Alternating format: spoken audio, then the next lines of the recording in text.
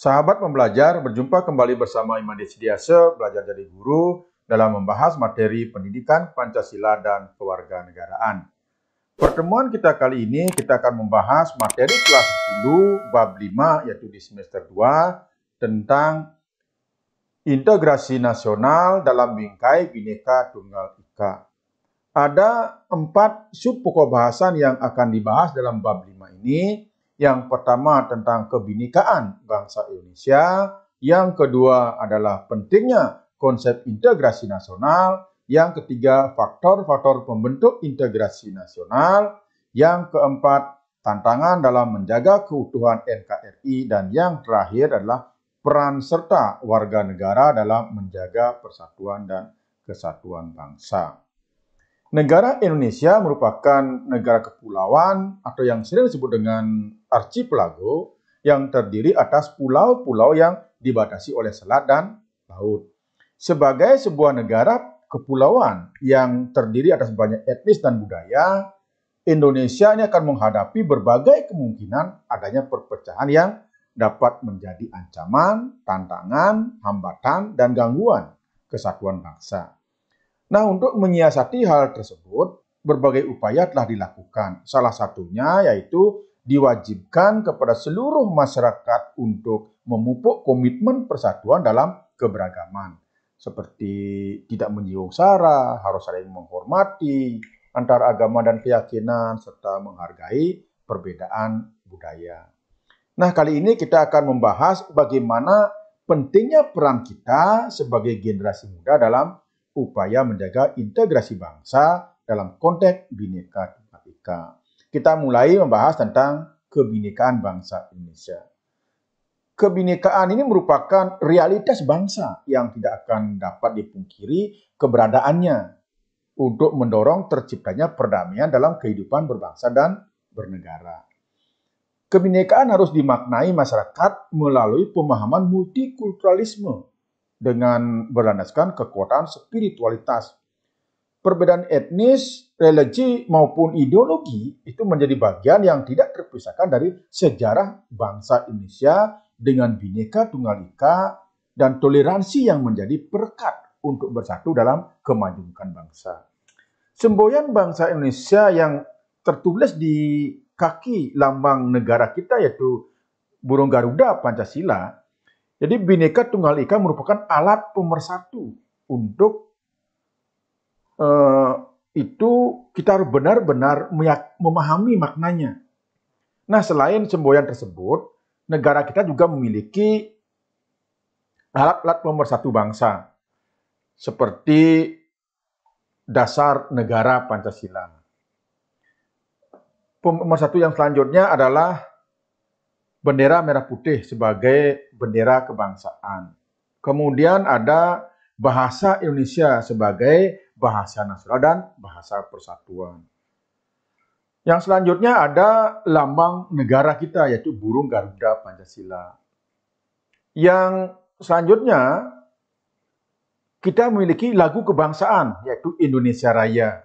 Atau kita memiliki lagu-lagu perjuangan yang ini akan menggugah rasa persatuan kita sebagai anak bangsa.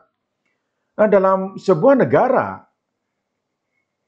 yang masyarakatnya majemuk seperti Indonesia, pertentangan tentu akan selalu muncul dan sulit bagi kita untuk menghindarinya. Atau dengan kata lain bahwa kemajemukan harus diterima sebagai sebuah kenyataan yang harus disertai dengan sikap yang positif. Bertitik tolak dari sikap yang seperti ini, pertentangan yang muncul dalam masyarakat dapat kita kelola dengan baik. Nah, sekarang apa saja ancaman kebinekaan? Yang pertama, itu adalah menguatnya gejala intoleransi agama disertai dengan munculnya radikalisme serta fundamentalisme agama. Intoleransi dalam agama mengancam kebinekaan karena merupakan tindakan yang diskriminatif, mengabaikan larangan atau pengutamaan yang didasarkan pada agama. Semestinya agama itu membawa kedamaian, bukan kehancuran. Oleh karena demikian, maka beragama harus sesuai dengan yang kita percayai. Jadi akibat intoleransi ini tidak lain ada peniadaan atau pengurangan pengakuan atau pelaksanaan hak asasi manusia dan kebebasan yang mendasar atas dasar kesetaraan. Nah, bagaimana menguatkan kebinekaan? Setidaknya ada 3 hal yang mendasar yang bisa kita lakukan untuk mengurangi berbagai ancaman terhadap kemajemukan bangsa. Yang pertama, penegakan hukum secara tegas terhadap pelaku tindak kekerasan dan pemaksaan kehendak yang mengatasnamakan agama. Oleh karena demikian, maka penegak hukum harus profesional ketika ada yang melakukan tindak pidana. Yang kedua, negara tidak boleh membiarkan tindakan-tindakan kekerasan dan tindakan main hakim sendiri yang dilakukan oleh kelompok yang mengatasnamakan agama tertentu. Dan yang ketiga, negara harus melindungi hak setiap warganya atau sekelompok masyarakat untuk berekspresi, menyatakan pendapat, berkeyakinan, dan menjalankan profesinya. Yang B, kita bicarakan tentang pentingnya konsep integrasi nasional. Integrasi nasional itu upaya penyatuan berbagai kelompok budaya maupun sosial dalam suatu kesatuan wilayah nasional yang mana diharapkan dapat membentuk suatu identitas nasional tertentu. Pentingnya konsep integrasi nasional ini adalah untuk mewujudkan kehidupan masyarakat Indonesia yang damai dalam menyatukan berbagai macam perbedaan yang ada. Integrasi nasional merupakan harapan dari setiap negara di dunia ini. Nah, apa sih sebenarnya itu integrasi nasional? Sekarang kita bahas tentang pengertian integrasi nasional. Integrasi itu berasal dari bahasa Inggris itu integrate, yang artinya menyatu padukan, menggabungkan, mempersatukan.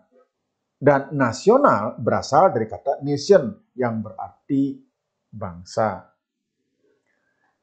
Jadi di dalam Kamus Besar Bahasa Indonesia, integrasi itu dikatakan sebagai sebuah pembauran hingga menjadi satu kesatuan yang bulat dan utuh. Sedangkan nasional itu berasal dari bahasa Inggris nation, yang artinya bangsa.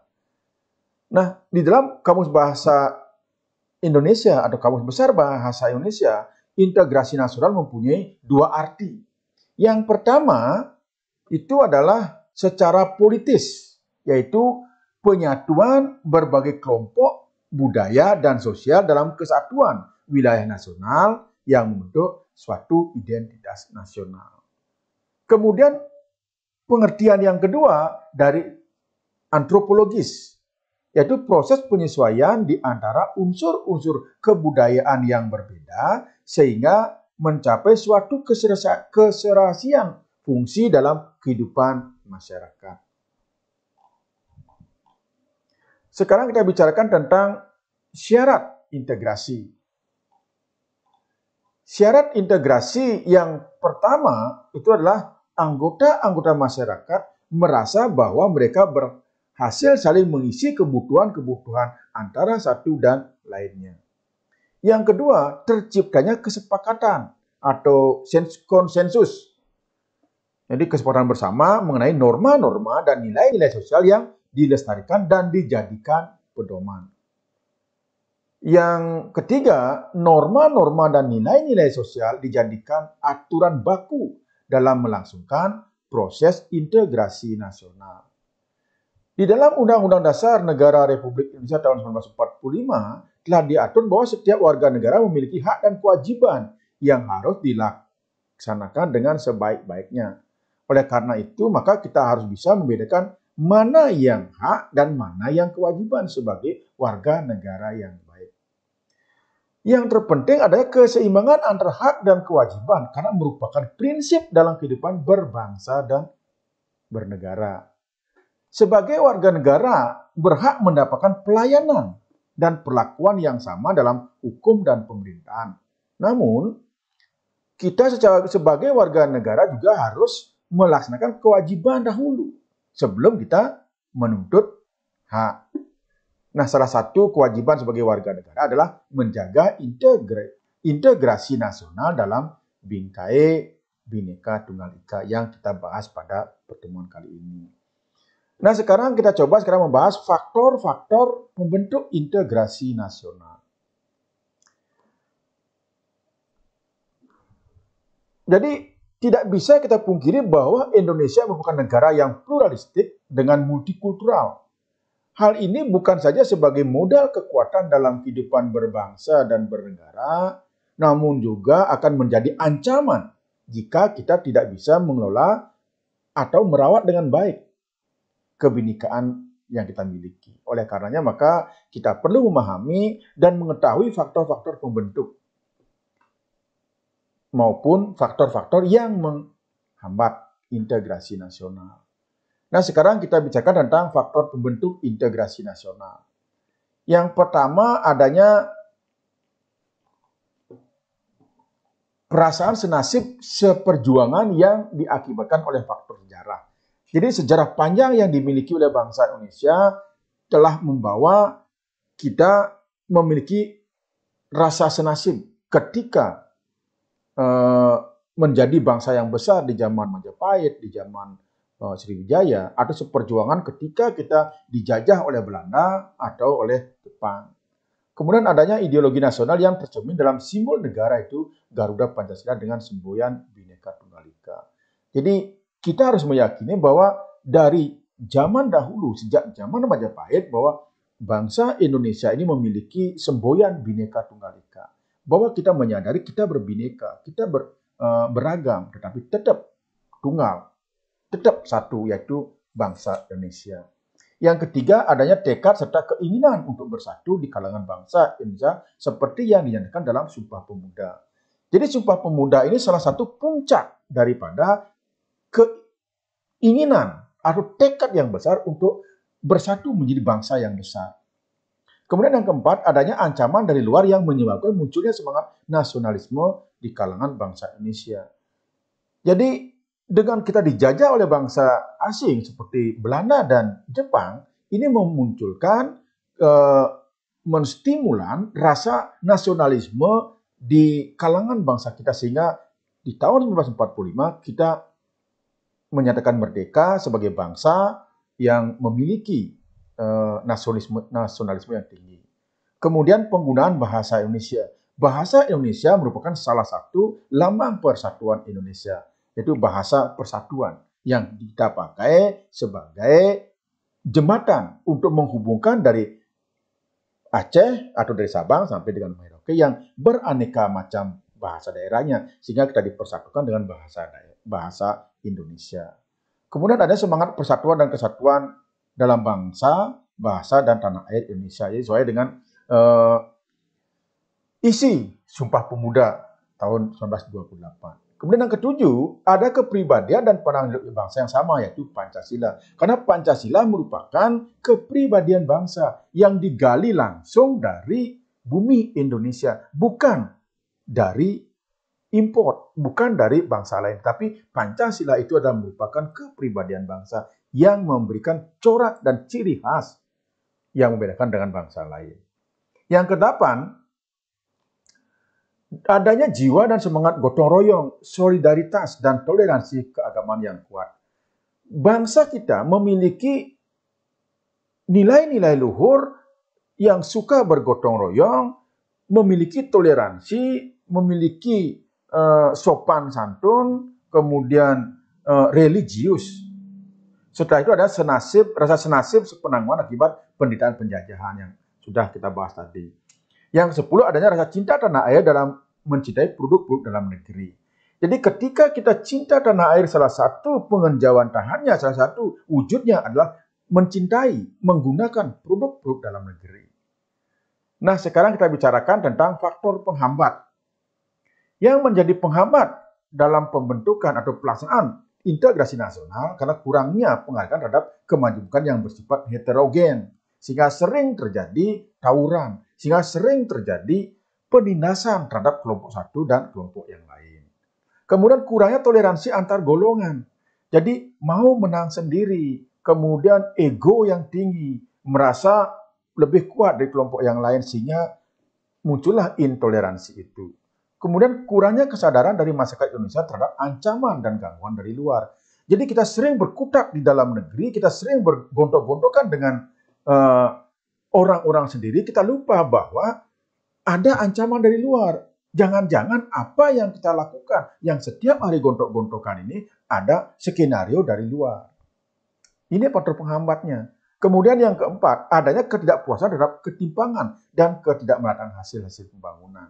Nah, oleh karena demikian, maka pemerintah semestinya harus mulai menata hal-hal yang ketidakadilan, seperti tidak meratanya hasil-hasil pembangunan. Nah, walaupun sekarang pemerintah sudah mulai melakukan, salah satunya adalah dengan penyeragaman harga BBM dari Sabang sampai Merauke. Kemudian pembangunan tidak lagi hanya difokuskan pada Indonesia Barat, tapi juga di Indonesia Timur. Baik, demikian sahabat pembelajar yang bisa saya sampaikan untuk pertemuan pertama ini di bab 5